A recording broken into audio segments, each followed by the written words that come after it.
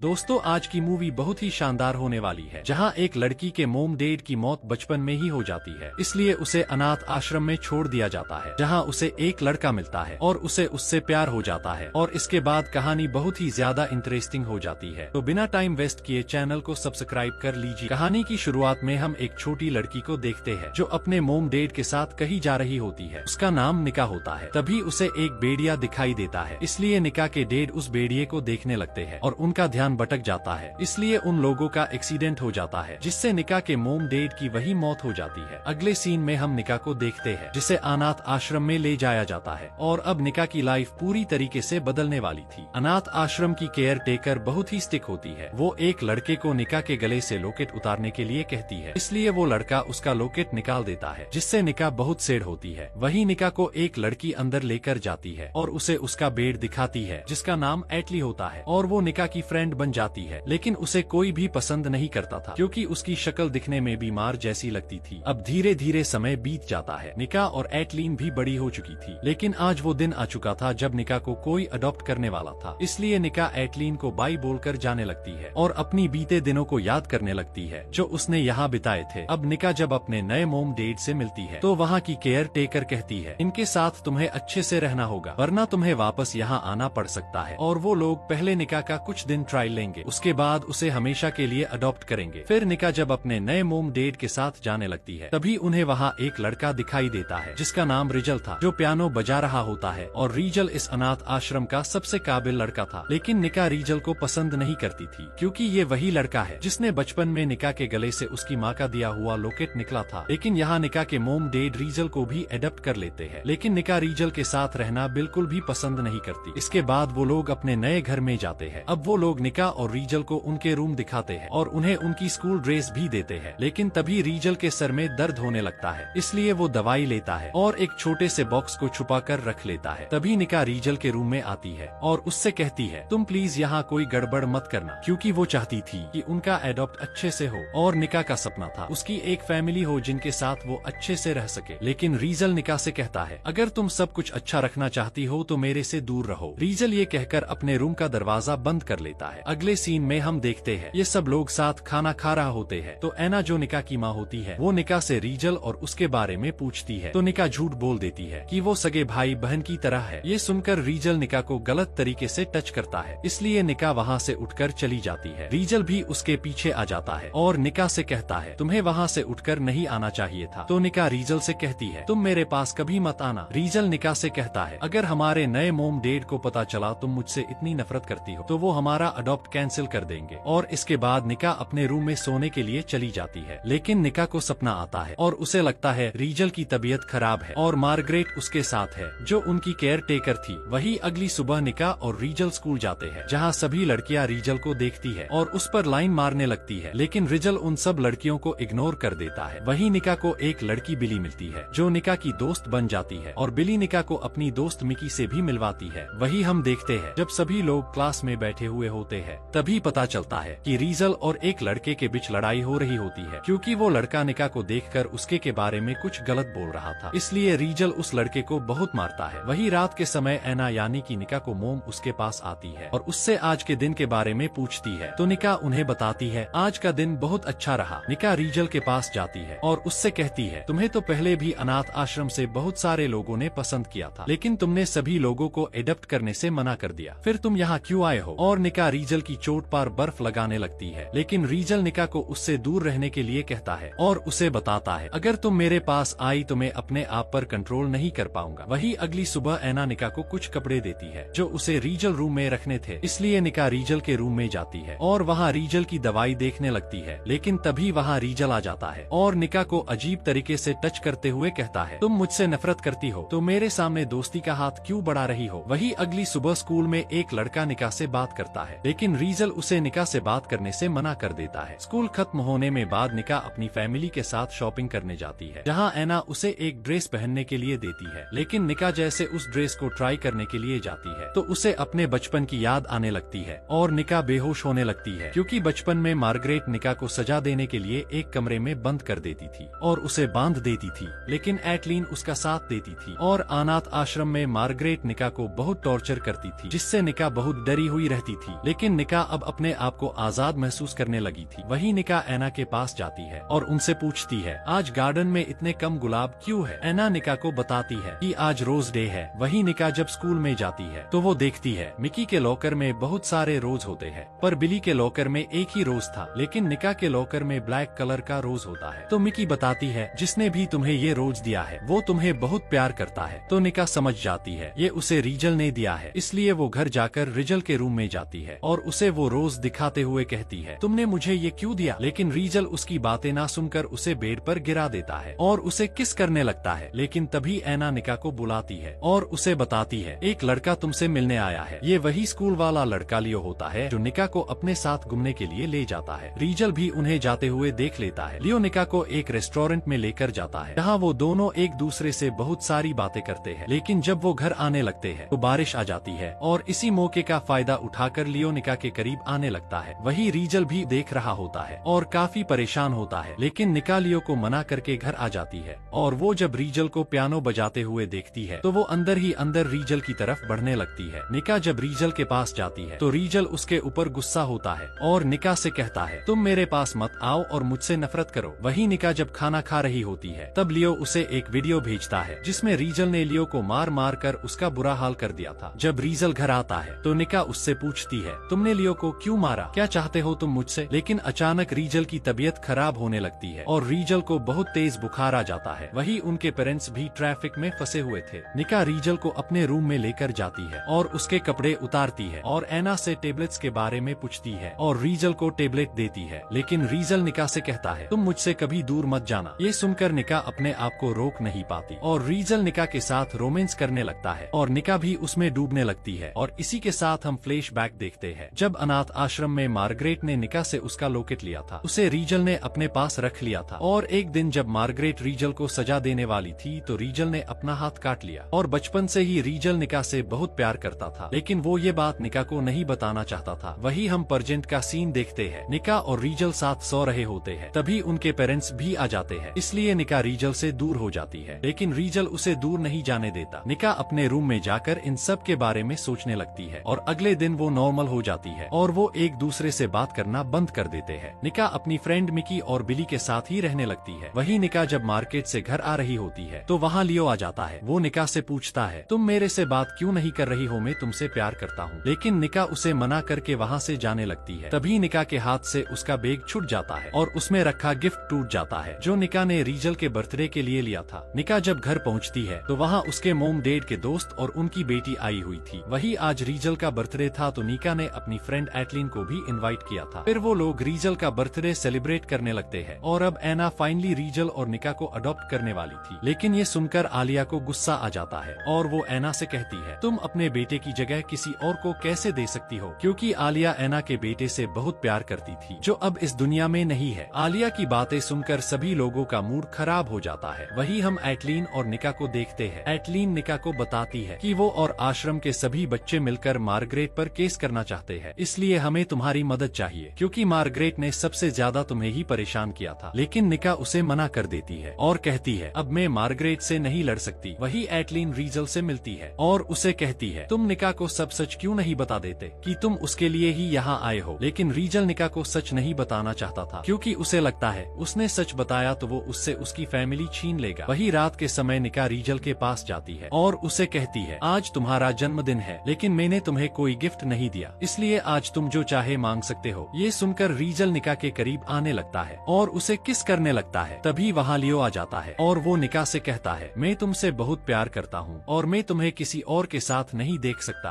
और रीजल तुम्हारा भाई है। लेकिन निका उसकी बातों को इग्नोर करके वापस रीजल के पास आ जाती है। रीजल और निका रोमांस करने लगते हैं, लेकिन रीजल निका से कहता है, मैं तुम्हारे लिए ठीक नहीं हूँ, तुम्हें मुझसे भी अच्छा कोई मिल जाएगा और मैंने तो हमेशा तुम्हें ठेस पहुँचाई है। लेकिन निका उसे कहती है, मैं तुम्हें छोड़कर कहीं नहीं जाना चाहती हूँ, क्योंकि अब निका भी रीजल को पसंद करने लगी थी। वही अगली सुबह निका ऐना से कहती है कि उसके स्कूल में कुछ फंक्शन है और वो अपनी फ्रेंड के साथ चली जाती है। इसके बाद ऐना रीजल के पास जाती है और उससे पूछती है, तुम निका के साथ फंक्शन में क्यों नहीं गए? लेकिन रीजल बिना कुछ बताए घर छोड़कर चला जाता है। वही हम निका को पार्टी में देखते हैं जिसके पास लियो आता है। वो निका से सॉरी बोलता है और दोनों साथ में डांस करने लगते हैं। लेकिन डांस करते करते निका का सर घूमने लगता है, इसलिए लियो उसे एक रूम में लेकर जाता है और उसे किस करने लगता है और वो निका के साथ जबरदस्ती करने लगता है। लेकिन तभी वहाँ रीजल आ जाता है और वो लियो को मारने लगता है, लेकिन लियो वहाँ से भाग जाता है। वही निका भी अब रीजल से अपने दिल की बात कह देती है और वो दोनों इंटीमेट होने लगते हैं। अगले सीन में हम देखते हैं जब निका और रीजल घर जा रहे होते हैं तो लियो भी वहाँ पहुँच जाता है और वो उन्हें मारने के लिए कार को उनके पीछे भगाने लगता है। लियो से बचने के लिए निका और रीजल नदी में कूद जाते हैं। अब जैसे ही वो दोनों नदी में कूदे तो रीजल ने निका का हाथ पकड़ लिया। रीजल के हाथ पकड़ने से निका को महसूस होता है कि बचपन में आश्रम में अंधेरे कमरे में जो बच्चा उसका हाथ पकड़ता था वो और कोई नहीं बल्कि रीजल ही था। वही हम निका को हॉस्पिटल में देखते हैं जहाँ उसके पास एटलीन आती है और वो निका का हाथ पकड़े हुए थी। तो निका एटलीन से पूछती है, बचपन में मेरा हाथ पकड़ने वाला रीजल ही था ना? तो एटलीन भी निका को सब सच बता देती है। तभी निका के पेरेंट्स भी वहाँ आ जाते हैं। निका उनसे रीजल के बारे में पूछती है तो निका को पता चलता है रीजल कोमा में है, इसलिए निका अब रीजल से मिलना चाहती थी। तो एना निका से कहती है मार्गरेट रीजल के पास है जो किसी को भी रीजल के पास जाने नहीं देगी और अब रीजल ने अडॉप्ट होने से मना कर दिया। एना निका को एक बॉक्स देती है जिसे रीजल ने निका के लिए छोड़ा था। निका जब उस बॉक्स को खोलती है तो दुखी होकर रोने लगती है क्योंकि उस बॉक्स में निका का वही लॉकेट होता है जिसे बचपन में रीजल ने उसके गले से निकला था। अब निका रीजल से मिलने के लिए जाती है लेकिन मार्गरेट उसे मिलने से मना कर देती है और मार्गरेट निका से कहती है रीजल की ये हालत तुम्हारी वजह से हुई है। और हमें कुछ दिनों बाद का सीन दिखाया जाता है जहाँ निका ने अब मार्गरेट पर केस कर दिया था, लेकिन अनाथ आश्रम के बच्चे मार्गरेट के डर से अपना बयान बदल देते हैं। इसलिए अब निका को लग रहा था कि वो ये केस हार जाएगी और मार्गरेट की वकील निका से अजीब अजीब से सवाल पूछती है जिससे डर कर निका वहाँ से भाग जाती है। लेकिन एना निका के पास जाती है और उसे समझाती है। उसके बाद निका वापस से कोर्ट में जाती है और मार्गरेट का सच सभी लोगों को बताती है कि मार्गरेट बच्चों को किस तरह से टॉर्चर करती थी और मार्गरेट ने रीजल को भी बहुत टॉर्चर किया है। और इसी तरह से निका मार्गरेट को दोषी साबित कर देती है और निका केस जीत जाती है। निका भागते हुए हॉस्पिटल में रीजल के पास जाती है और वो रीजल का हाथ पकड़ के रोने लगती है और उससे अपने प्यार का इजहार करती है। वही अब रीजल को भी होश आ जाता है और सीन शिफ्ट होता है। हम रीजल और निका को एक साथ देखते हैं जिनके अब बच्चे भी हो चुके थे और इसी सस्पेंस के साथ इस मूवी की हैप्पी एंडिंग हो जाती है।